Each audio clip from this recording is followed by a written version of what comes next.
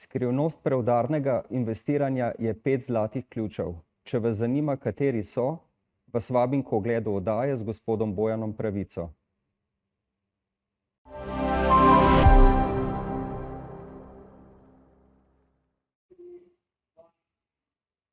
Lepo pozdravljeni v oddaji Zlata rezerva. Danes bomo iskali odgovor na vprašanje, kako zgraditi premoženje, ki ga ne more izbrisati nobena kriza. Z nami je Bojan Pravica, ki je svojo poslovno pot začel pred dobrimi 50 leti in danes velja za enega največjih finančnih strokovnjakov v regiji. Bojan, dobrodošli. Hvala za povabilo. Hvala vam. Vaša poslovna pot je, rekel, taka, da bi lahko film posneli po njej. Leta 1973 ste odšel trebuhom za kruhom iz Slovenije in začel delati kot delavec, navaden delavec za tekočim trakom v tovarni Mercedesa v Nemčiji. Tam ste hitro napredovali in, kar je tudi še posebej pogumno, tudi šli na svojo poslovno pot kar hitro, po nekaj letih že. Kaj je tisto pri vas kot mlademu odraslemu človeku v tujem okolju, ki vam je dal tisti klik, da moram pa zase res poskrbeti, da noben drug ne bo zame poskrbel?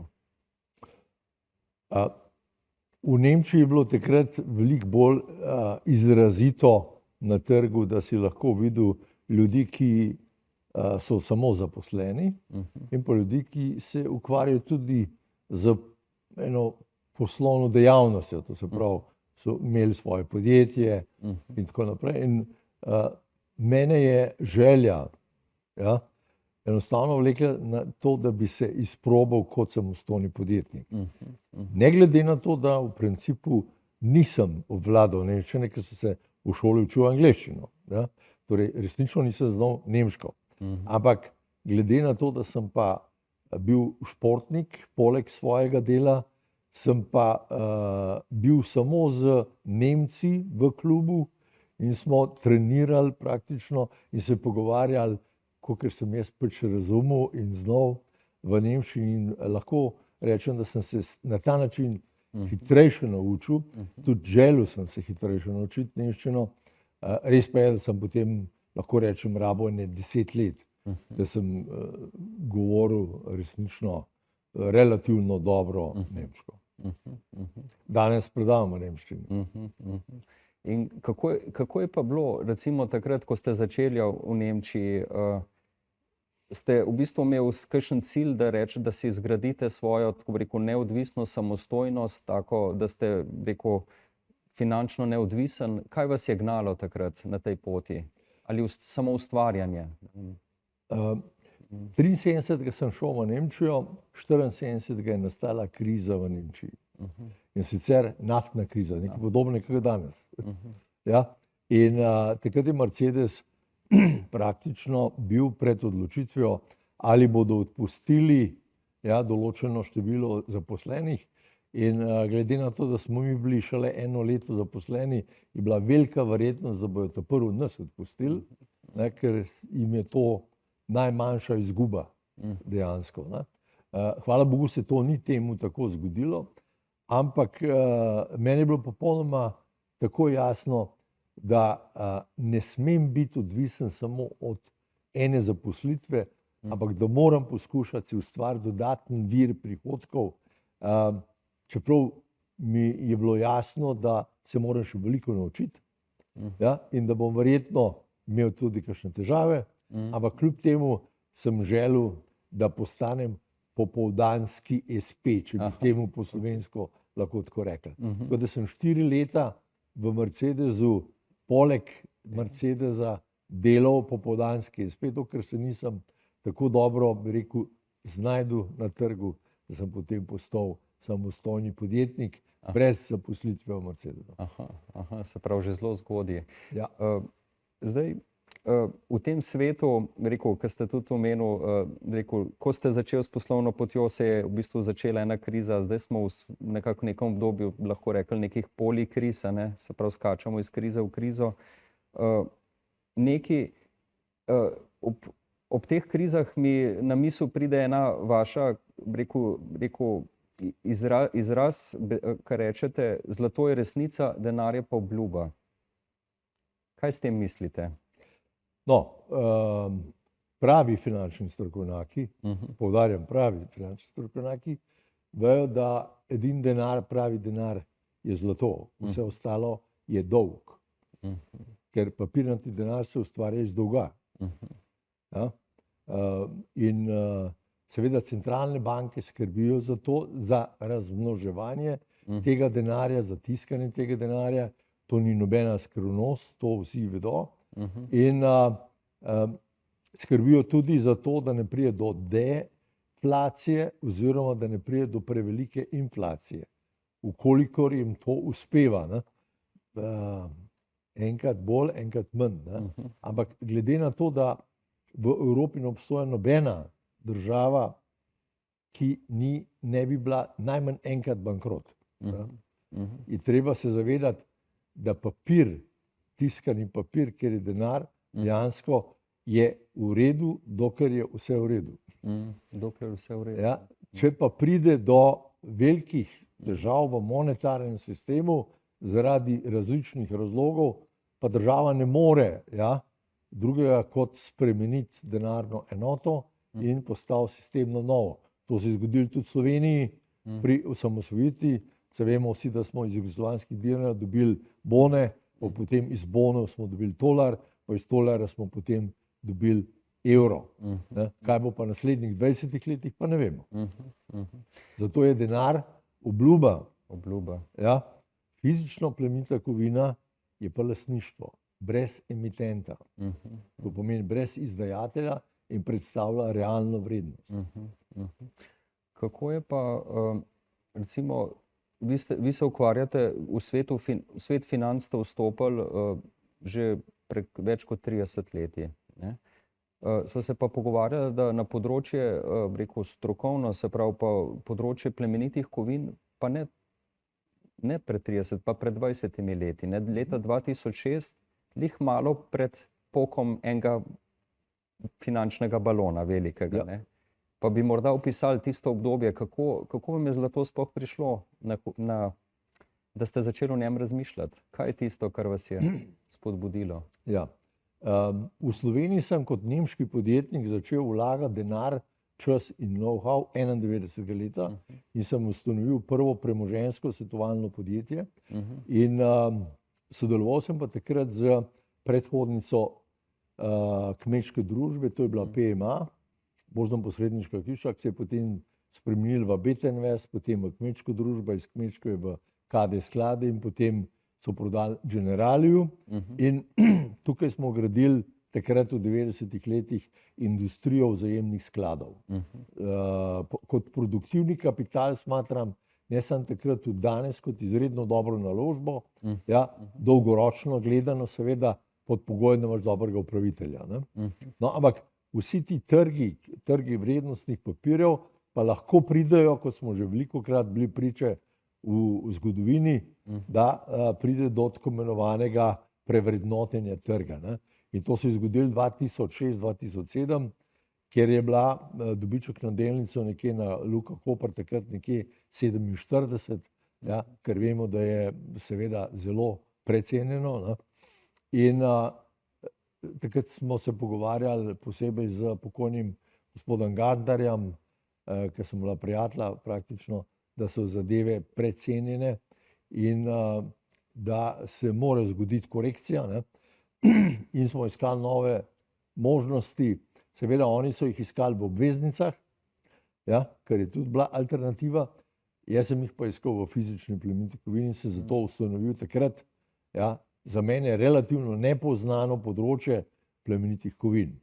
Ker iz Nemčije sem pa to poznal, iz Švice sem to poznal, iz Avstrije sem to poznal. Sam pa nisem imel izkušenj s tem takrat. Kako je pa, nekako, če gledate pa zdaj zgodovinsko, kakšen je odnos, ki smo ga imeli ljudje v času do zlata? A se je to kaj spreminjalo? Je včasih imel višjo vrednost, nižjo vrednost? Kako je njegova, rekel, stabilnost vrednosti se držala? Odvisno, s čem primerjate. Ampak zanimivo je, recimo, če beremo poročila svetovnih centralnih bank. Ne? Zakaj imajo centralne banke sploh fizične rezerve zlata? Ker vemo vsi, da ni več zlatega standarda. Ja? Torej, dolar ni več vezan na zlato podlago, ampak kljub temu imajo vsi zlato. V deviznih rezervah večina ljudi ne ve, ja, da ne obstojajo samo dolarji pa švicarski franki kot devizne rezerve, ampak tudi fizično zlato. Zakaj? Zaradi varnosti. Varnost je najbolj pomembna zadeva, bolj kot donosnost. Ja, bolj kot so obljubljeni višji dobički, večje tveganje naložbe. In zato pa zlato ni igral nobene take velike vloge, kar se tiče donosnosti, ker ni imel ne obresti, ne dividendov. Ampak je bil pa najbolj varen. Zakaj? Ker nima emitenta. Ena obveznica ima emitenta, izdajatelja. Nekdo ti garantira, da ti bo to plačal. A je to država, je to občina, je to podjetje. Ja? Pri delnici se ve. Ne? Najboljša podjetja, recimo, če vzamemo, kaj jaz vem, Nokia ali pa kaj podobnega, so propadle že. Ja? Največja ameriška podjetja, ki so bile v Dow Jonesu, ja, v začetku Dow Jonesa, jih danes ni več, v principu v Dow Jonesu, ja, so druga. Torej, podjetja, ja, so odlična naložba dolgoročno, če diverzificiramo, ampak to so vse asset, ki imajo svojega izdajatelja. Tudi hiša na kredit ni lastništvo. Tudi če eni mislijo, če sem upisan v zemljiško knjigo, sem lastnik. Ja, si, če odplačaš dolg, ne? Pa če banka ni prej prodala tvojega dolga. Ker tudi to se lahko zgodi. Ja, to pravico imajo. Ampak če si pa vse odplačal, si pa lastnik. Ne? In isto je pri fizičnih plemenitih kovinah. Ja? Fizične plemenite kovine nimajo emitenta. To je realna vrednost, ki jo imaš ali v roki, ali v sejfu, ali nekje drugje. Se pravi, kot ste že pogosto dejali, zlato je resnica, denar je obljuba. Res je. Obljuba dela dolg. Ne? Obljuba pa dela dolg. Zanimiv uvod. V nadaljevanju pa v tem, ali se začenja ta prava rast cen v naslednjem obdobju. Ostanite z nami in se vidimo takoj po oglasih. Hvala lepa.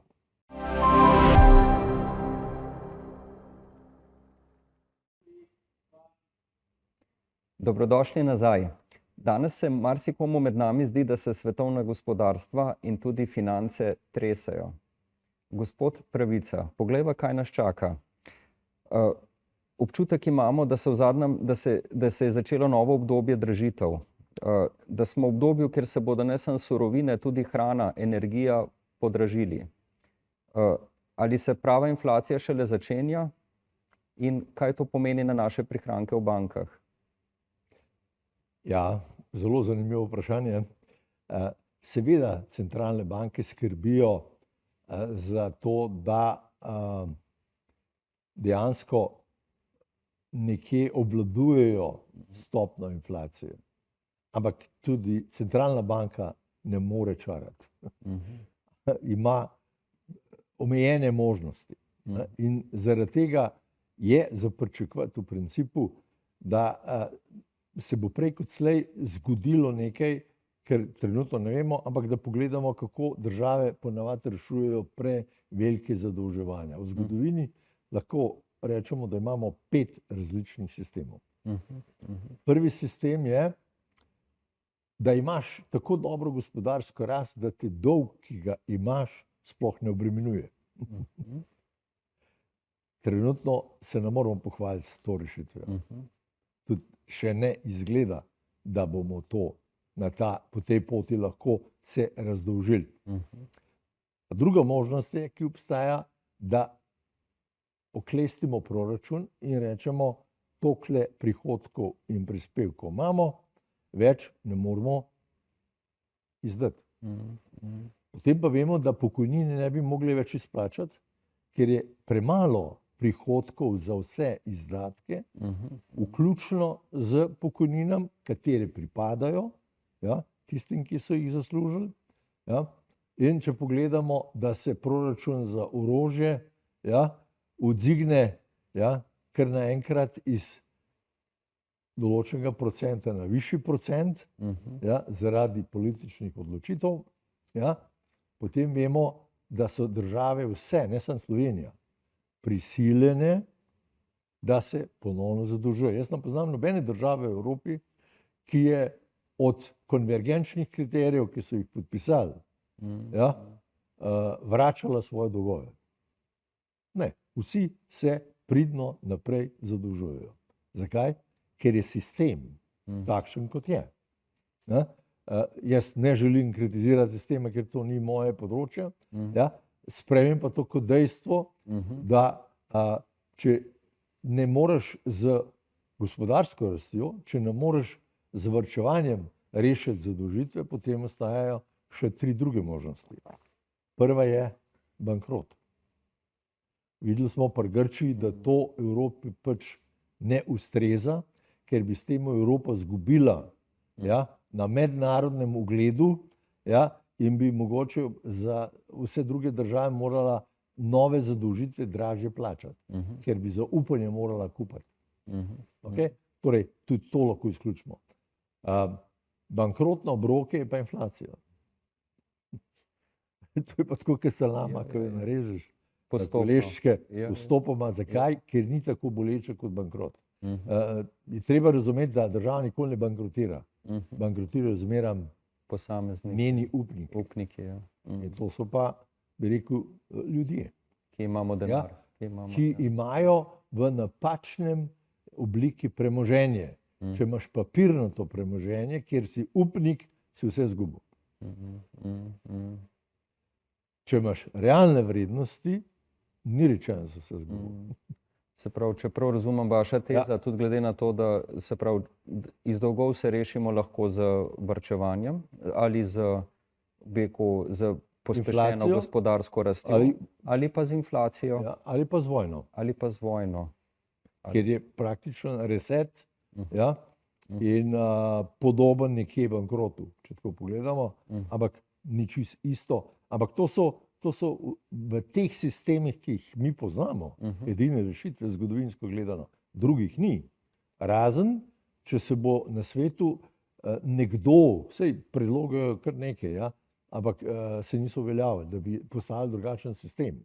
Torej, če tega ne bo in vsi želijo tak sistem obdržati, ja, potem je interes popolnoma jasen, ki privlada, ja, in potem moraš računati s tem, da se bo dolgovi vračali s tem, da se razvrednoti višina dolga z inflacijo. Z inflacijo, ja. Saj se spomnimo, ko je Jugoslavija dala poceni kredite za nepremičnine, polovico dolgov so odplačali z enim obrokom, ker jih je inflacija pojedla. To je ista zgodba. Včasih celo dobro deluje.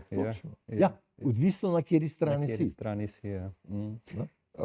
Zdaj, če gremo potem pa nazaj na tisto, kar je resnica, ne, pa na plemenite kovine, zdaj večina nas pozna poleg zlata tudi srebro, a v gibanju samega zlata pravzaprav vemo dosti malo, ne.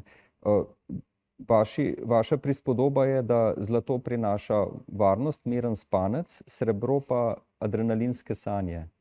Pa bi morda kaj več povedali o tem, kaj ste s tem mislili? Ja, ta prispodoba mogoče lahko utemelji volatilnost, večjo volatilnost pri srebru kot pri zlatu. Zlato je manj volatilen, ne glede ali je trend navzgor ali navzdol, ja, dočim srebro je veliko bolj volatilen, ima veliko večje padce, veliko večje vzpone. Ja, in kar je bistveno treba razumeti, v čem je razlika med zlatom pa med srebrom. Zlato se kopiči. Srebro se porablja. Zakaj? Srebro je najboljši prevodnik elektrike, najboljši prevodnik toplote, ima najboljši odsev svetlobe, je naravni antibiotik, je katalizator v kemični industriji, ja, in ima najmanjši odpor pri kuglicah, pri ležajih, recimo. In zato ga vse svetovne industrije nujno potrebujejo v svoji proizvodnji. Torej govorimo o nečem, ker industrijsko, ja, je veliko povpraševanje. Več kot 70% srebra se v industriji porabi zelo malo, 30% se uporabi za investicije. Dočim pri zlatu je večina samo investicije. In še enkrat, zlato se ne porablja, ampak se veliko bolj tudi reciklira tisto, kar se je porabilo, recimo nakit. Ne? In srebro se pa, bi rekel, porablja in ga zmanjkuje in ga ni več. In to je treba razumeti. Po drugi strani pa treba razumeti, da so srebro neobnovljiv vir. Ne? Če ti imaš en rudnik in ga koplješ, recimo enega dne boš prišel do konca. Moraš najti drugo nahajališče. Drugi del, ki ga je treba razumeti, je pa, da je povpraševanje po srebru pogojeno z številom prebivalstva. In v 80 letih smo imeli 4 milijarde ljudi, danes jih ima več kot 7. 2040 bo več kot 10. Torej, večje število ljudi, večje povpraševanje. Nečesa, ki ga je pa v zemlji skozi manj in ki ni obnovljiv vir. Glede na, bi rekel, zelo nizko ceno srebra na trgu, pa lahko govorimo o tem, da se ga ne splača reciklirati. Se ga, ampak ne v tej meri kot pri zlatu. Zato je treba razumeti, da srebro ima ogromen potencial. In večji kot zlato, dolgoročno gledano. Ampak če bi me zdaj vprašal, kaj je boljše, zlato ali srebro, bi rekel, to je napačno postavljeno vprašanje. Pravilno postavljeno vprašanje bi moralo biti, kdaj se splača bolj zlato kupiti, pa kdaj se splača bolj srebro kupiti. Torej, govorimo o strategiji. In vemo vsi, da je asset allocation, timing, najbolj pomembna zadeva. To se pravi, kam investiraš, kdaj. Torej, tukaj isto pri delnicah, isto odvisno, katere delnice, katero področje, katera država, katero obdobje ali pa lokacija za nepremičnine, katera lokacija. To je isto pri plemenitih kovinah. Je pomembno, da veš, kdaj je tisti moment, ki se splača v zlato, pa kdaj je pomembno, da greš v srebro. In temu se reče strategija. Če šah igrate, veste, da je strategija. V ekonomiji je strategija, v politiki je strategija, v vojskovanju je strategija. Posod odloča, zmaga tisti, ki ima boljšo strategijo. Torej, ne gre se tukaj za, bi rekel, izključno plemenito kovino kot takšno, ampak gre se za strategijo. Zdaj pa, kaj je dodana vrednost strategije? Dodana vrednost strategije je, da se zavedamo, da na nabavno ceno pa prodajno ceno nimamo vpliva. Torej, dobiček je vedno, če kupuješ klasično, razlika med nabavno in prodajno ceno. Pri strateškem nakupu, ker ti uporabljaš strategijo, je pa cilj povečati količino brez dodatnega vlaganja. Torej, brez da si dodatno investiral denar, ti iz kile zlata lahko narediš 2 kili zlata. Res, da se to sliši neverjetno, ampak to še ne pomeni, da ni mogoče. Se pravi, da ta... Vse treba vedeti, kako. Se pravi, za ustreznim pretvarjanjem ene kovine v drugo, prodajo, nakupom... Vse, kaj pa dela dober menedžer v skladih ali pa v portfelju z delnicami. Vidi, ena delnica ni več primerna, kaj naredi, proda in spremeni. Kupi drugo, Popolnoma ista zgodba. In cilj je pa vedno več tistega, kar ima vrednost, kar se pa meri. Optimizacija dobička. Optimizacija dobička, Kaj je mogoče, če bi tako gledal, za nekoga, ki je začetnik, ki se odloča, da bi pa, rekel, si kupil prvi, rekel, vložil v plemenite kovine. Kaj so tiste najbolj začetniške napake, ki jih opažate oziroma kaj svetujete začetnikom na tem področju? Jaz sem postavil tako imenovanih 5 ključev, ki velja kot zlato pravilo. Krize kot takšne niso nevarne. Nevaren je odnos, tvoj odnos do teh kriz. Nov primer, Če vi veste, da se bo nekaj zgodilo, pa mi je to vseeno. Je to vaš odnos. In če vam je to vseeno, se ne boste zaščitili. Tako. To je isto, kot varnostni pas. A si se zapel, a se nisi. In isto pa velja tukaj. Zato pa mislim, da je treba razumeti, da nevarnost ni v samem tveganju, v riziku, ampak v odnosu. Tega si treba zavedati. Okay. Zdaj pa, da bi to razumel, potrebuješ informacije. Okay. Mi smo že večkrat rekli, če bi jaz to prevedel. Torej je informiranost Okay. številka 1, to je prvi ključ, zlati ključ, ki ga vsakmu priporočam. Okay. Ne se odločati kar tako na slepo, informirajte se. Okay. Informirajte se. Bolj kot ste informirani, boljšo odločitev boste imeli. A je tako? Drugi zlati ključ je prevzemi odgovornost. Ne morem jaz čakati, kaj bo država za mene naredila za pokojnino. Jaz se moram tudi sam vprašati, kaj jaz lahko naredim za sebe, če mi država ne da dovolj. Torej, prevzamem odgovornost za sebe. Zakaj? Ker če jo ne bom prevzel, se bo zgodilo nekaj, da bojo moji otroci morali za mene plačati, če jaz ne bi imel zlate rezerve. Se strinjava? Da boš breme nekomu, Ja? kar si pa... A želim, da otroci za mene plačujejo? Ne, ne želim. Torej, moram prevzeti Odgovornost.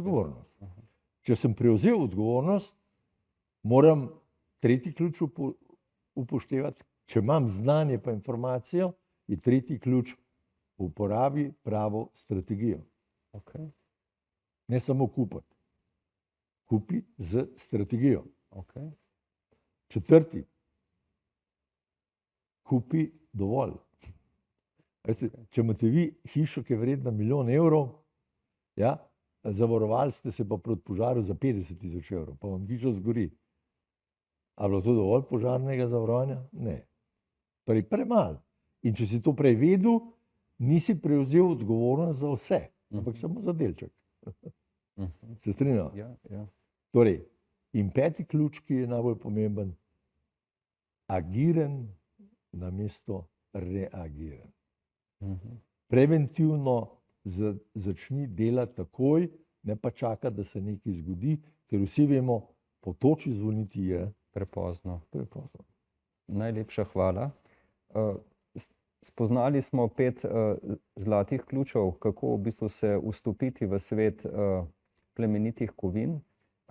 Po odmoru pa bomo govorili o tem, zakaj tudi največje države na svetu so v zadnjem obdobju začele mrzlično kopičiti zlato in zakaj bi moralo to zanimati tudi vse nas. Hvala lepa.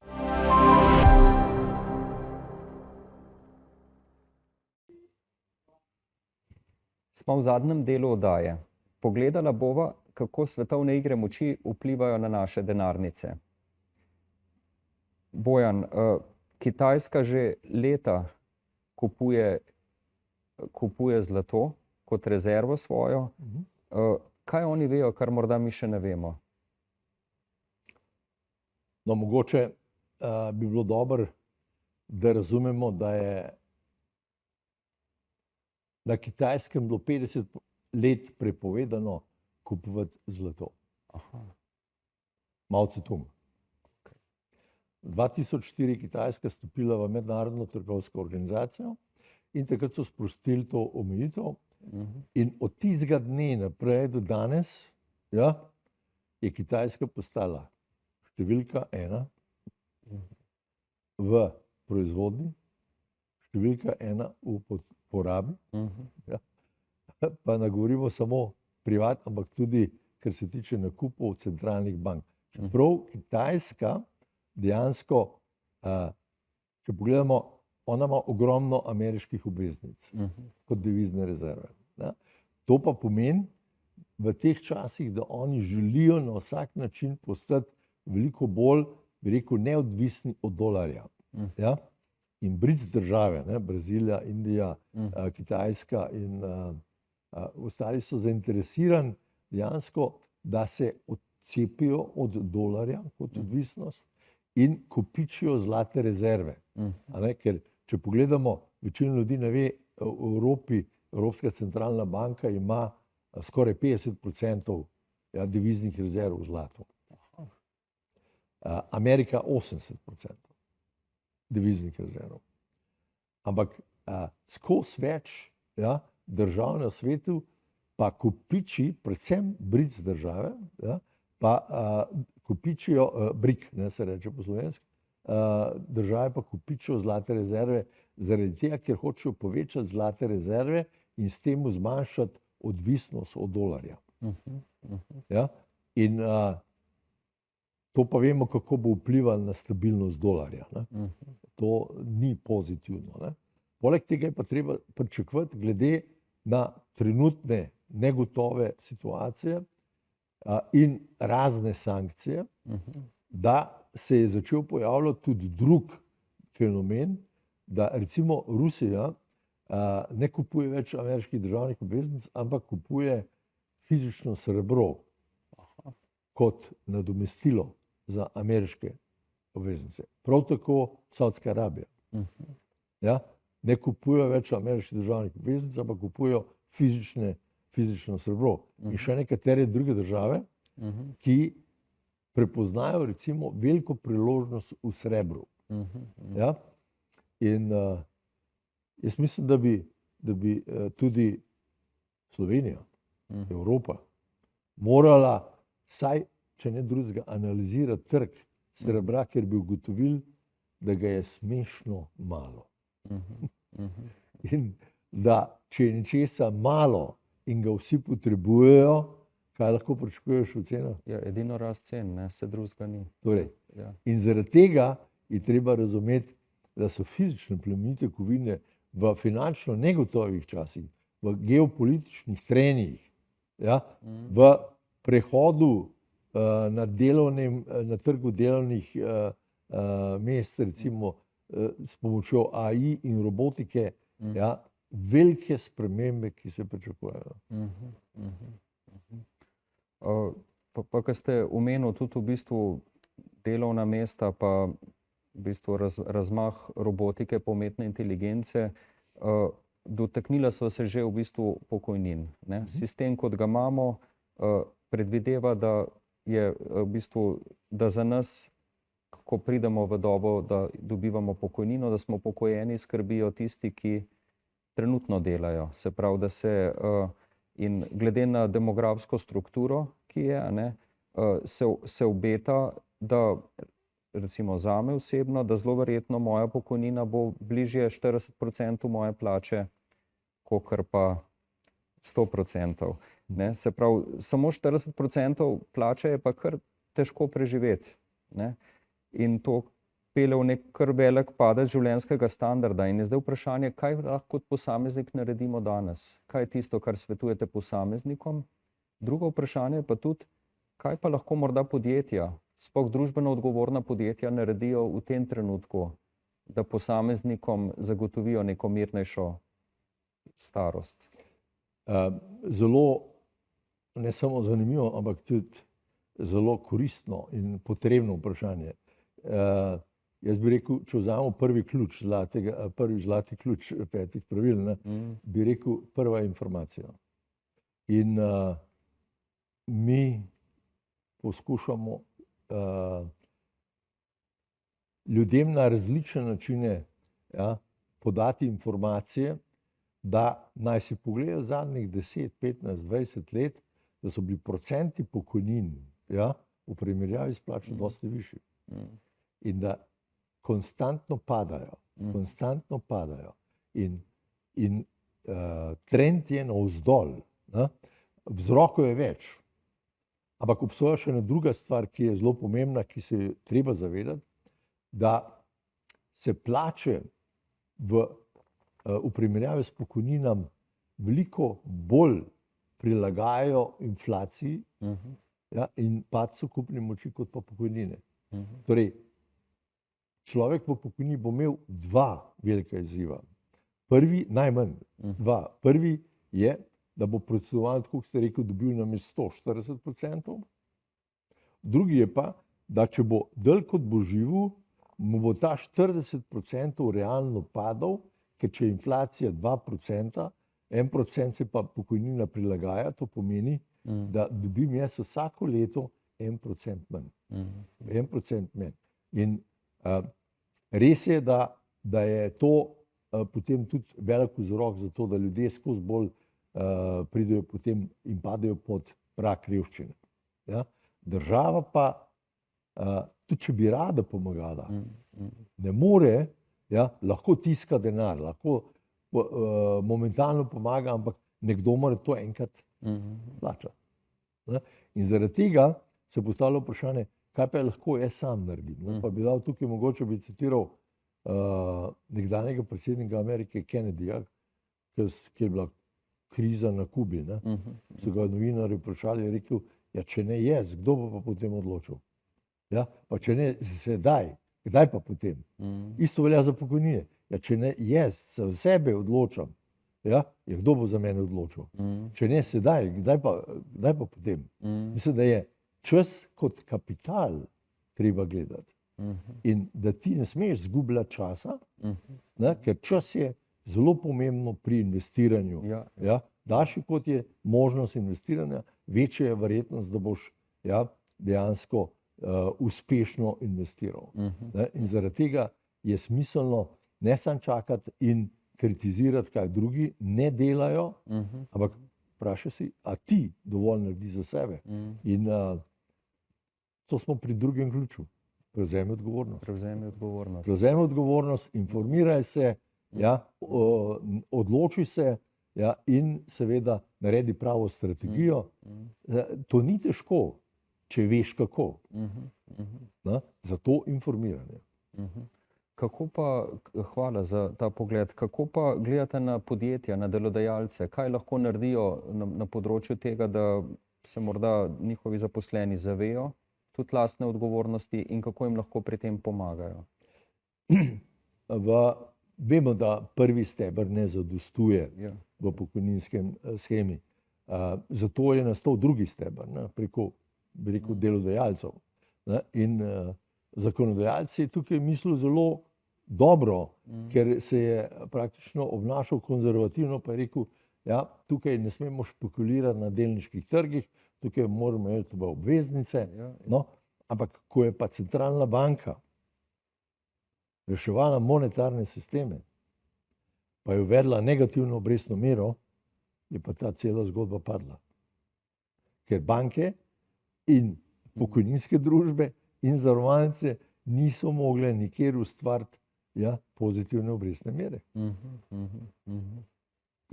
Kako bojo oni potem realizirali to, kar zakonodajalec minimalno predpisuje, da morajo realizirati? Nemogoče. Zapravo, nimajo pogojev za to. In ne smemo kritizirati njih.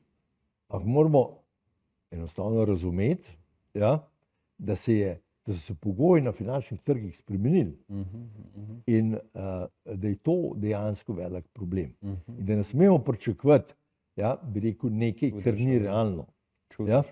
Ampak spet se vračamo na tisto, finančni trg je pač zelo volatilen. Zgodovinsko gledano je vsakih 75-80 let pride do reseta, če ne drugače. In vse valute, ne glede švicarski franki, ameriški dolar, evro in vsi zgubljajo na kupni moči konstantno, iz leta v leto. In če ti to veš, spomnite se samo jugoslovanskih časov, ko si dinar hitro zamenjal v marke, dolarje, švicarje. Vsak je bil tako dobro informiran, da je rekel, če tega nam naredil, bo jutri manj vreden. Ampak danes, v kaj boš pa danes zamenjal? Dolar siguren, ne, da bo lihko padel. Švicarja, seveda je manj pade kot evro, ampak lih tako izgublja na kupni moči. Ostane ti samo še zlato in srebro, kar pa ne pomeni, da ne more priti do korekcije cene. To nisem s tem umislil. Hvala lepa. S tem prihajava že proti koncu, tako da zdaj samo še eno vprašanje za akcijo. Kaj bi svetoval gledalcem, ki nas danes poslušajo, kaj je tista stvar, ki jo lahko takoj naredijo po zaključku oddaje? Da razmislijo o prvem ključu zlatega pravila, kako reševati ali preprečiti krize. Da ne spremenijo svoj odnos in se res informirajo. Če želijo, se lahko seveda tudi pri nas informirajo, pri Elementumu. Ampak drugače je pa veliko dobrih možnosti, kjer se lahko informiraš in začneš raziskovati dobre ponudbe na trgu, ki jih je kar nekaj. Najlepša hvala. Hvala za povabilo. Gospod Pravica, hvala za vaše dragocene nasvete. Vam, dragi gledalci, upam, da ste dobili koristne usmeritve, kako si zgraditi svojo zlato rezervo za vašo varno prihodnost. Ne pozabite, vaša finančna varnost je v vaših rokah. Srečno in nasvidenje. Hvala lepa.